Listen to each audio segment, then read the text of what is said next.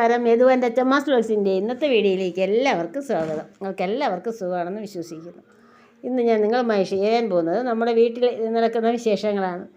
ഇത് വീടിൻ്റെ 4 ചുറ്റും ക്ലീൻ ചെയ്യുന്നതിന് വേണ്ടി നിൽക്കുന്നതാണ്. പേര് സജിമോൻ എന്നാണ്.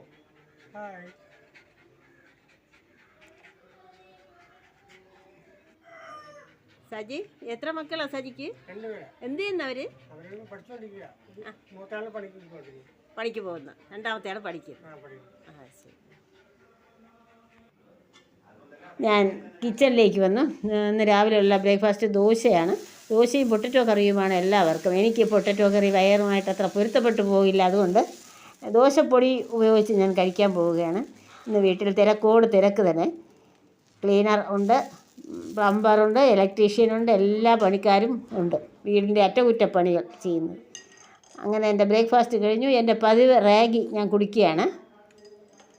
ഇന്ന് കുറച്ച് ഡൈല്യൂട്ട് ആയിട്ടാണ് കലക്കിയിട്ടുള്ളത്.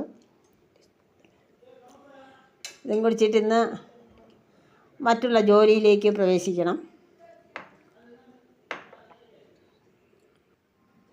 അരി തിളയ്ക്കാൻ വേണ്ടി വെച്ചിട്ടുണ്ട്. ഇതിനെ തെർമൽ കുക്കറിലേക്ക് എടുത്ത് മാറ്റി വയ്ക്കണം.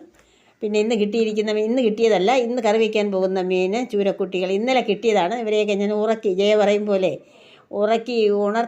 ഉണർത്താൻ പോവുകയാണ് വെള്ളം ഒഴിച്ച്. ഇത് കറി വയ്ക്കണം. വേറെ ഒരു ജോലിക്കും വയ്യ. ഞാൻ പറഞ്ഞില്ലേ, പണിക്കാരുള്ളത് കൊണ്ടേ